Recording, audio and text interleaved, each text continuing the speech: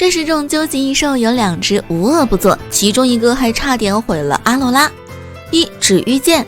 虽然说究极异兽的外形都有些奇特，但是指玉剑比起其他的异兽来说已经算是非常秀气的了。而指玉剑也正如它名字那样，是一种看起来进攻性极强的宝可梦。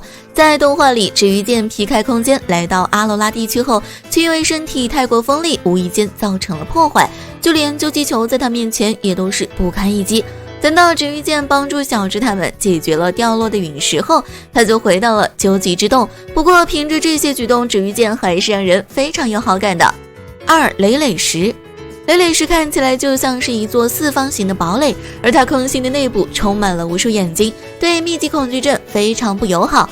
但平时累累石的性格还算是温顺，除非像动物里那样用重物压在它的身上，这才会导致它立刻失控。不过当小智说出送累累石回家的时候，它又会平静下来。尽管如此，累累石还是让那个很自恋的布鲁根长了教训，也能够看出究极异兽和普通的宝可梦其实并没有多大的差别。3. 蓬头小丑。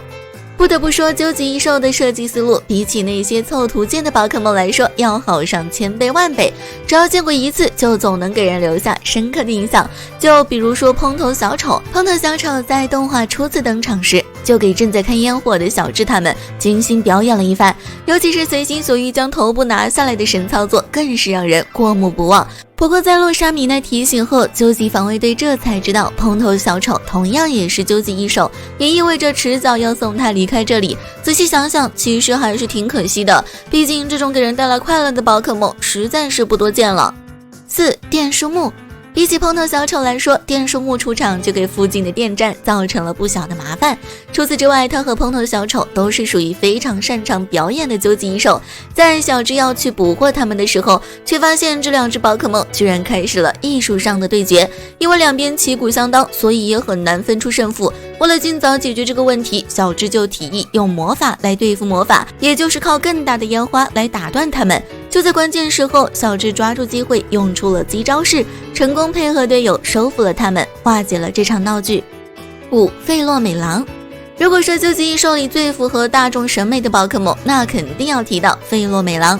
众所周知，费洛美狼原型就是蟑螂，不过设计师在设计时却反其道行之，所以就有了现在的样子。虽然说费洛美狼看起来像是雌性宝可梦，但其实它是没有性别的，而且费洛美狼的速度极快，在小智他们还没反应过来的时候，激纯金就被他给夺走了。可费洛美狼依然在熊神的攻击下失去了战斗力，在被送回究极之洞前，费洛美狼还不忘做个鬼脸，这实在让人是讨厌不起来。6. 暴击蚊。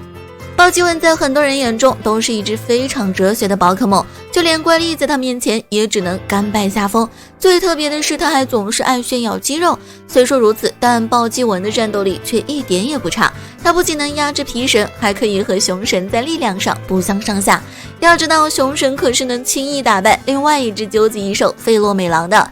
而且在肚子饿的时候，它还能像现实生活中的蚊子那样，从别的宝可梦身上吸取能量，眨眼间一只卡比兽就能被它瞬间吸空。但因为它的迷之自恋，让人觉得还是非常好相处的。7. 虚无伊德。虚无伊德是第一个威胁到阿罗拉的究极异兽，而他也凭借寄生人类的本事，将洛莎米奈带去了究极之洞，最后还是靠小智等人，这才把他顺利带了回来。但说实话，一开始很难想象这么可爱的水母居然会是害莉莉艾怕宝可梦的罪魁祸首。不过想到暴击蚊，一切都说得通了。也正是因为有了这种反差感，所以他们留下的印象才会那么深刻吧。8. 铁火辉夜。铁火辉夜是这10只究极异兽里最先来到阿罗拉地区的宝可梦，或许是体积太大的缘故，铁火辉夜就选择扎根在土壤中汲取养分，等到时机成熟就变成火箭离开这里。然而这一待就是几十年，直到究极防卫队发现的时候，铁火辉夜也已经攒够了能量，随时就要起飞。为了防止山林受到破坏，小智他们布下了层层防护，最后目视着铁火辉夜回到了属于他的地方。9. 恶石大王。前面说了，虚无伊德是可爱与危险兼具的宝可梦，但谈到同样是邪恶的恶石大王的时候，他就让人提不起好感来了。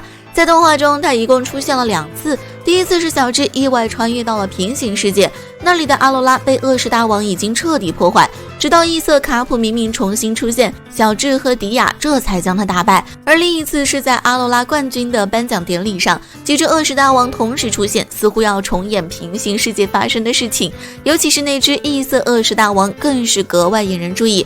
不过在众人的齐心协力下，还是解决了这次危机。四恶真龙。